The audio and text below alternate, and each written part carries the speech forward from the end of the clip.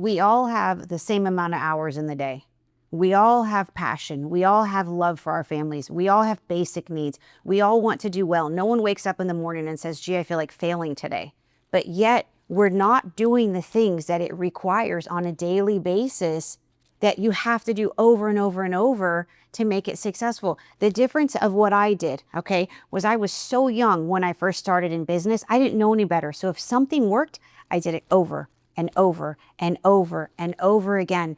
And as I've gotten older and as, life happens, I realize I start to make excuses sometimes for the things that feel repetitive or feel boring or feel like maybe someone else can do it. And all of those things are great when you're trying to scale. You have to look at your business. The point I'm making is you got to do the hard things. You got to do the little things over and over and over, because the little things become great discipline. They become great revenue pieces for you. And then when you take your eye off of those things, you start to realize, wait a second, I moved away from my business model. And I see so many business owners today getting distracted with shiny toy and this and that and all of these different things that are out there trying to get our attention. And it's, what is your actual business?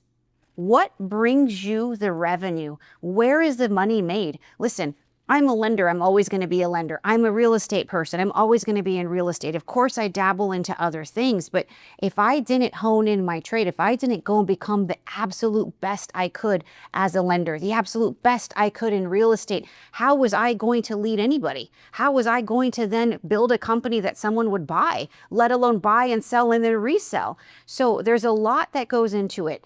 And so much of that becomes with the boring things, doing the things that feel like that's just, you don't want to. What is it today that you can do that you're avoiding that would grow your business? Is it the phone call? Is it that you feel like, hey, I'm above the cold calling? Is it that I'm tired, Trixie? I don't want to look at my numbers. I'm trying to avoid it because I know it's bad. I know I overspent. I know I didn't deliver. All of these, I know. That's where you dive in. That's where you focus and you say, okay, I'm not going to get upset with myself. It is what it is. We're here. I know the right answer. The right answer is to go and do these 3 things over and over and over. How can I change that in the next 3 days? Not the next 30 days. Let's focus on the next 3 days. If you can do those 3 things for the next 3 days, I guarantee you that you're going to look and say, you know what? It was worth it. I grew my business by X. I did it. It wasn't so bad. Please take a look at where you're at. Give yourself the next 3 days to focus on the top 3 things that you're avoiding today that will directly translate into revenue. Let me do that last part again. So I encourage you today. I do this all the time. Take today, figure out what are 3 things that you've been avoiding or leaving on the back burner or making excuses for. Those 3 things directly translate into revenue for your business.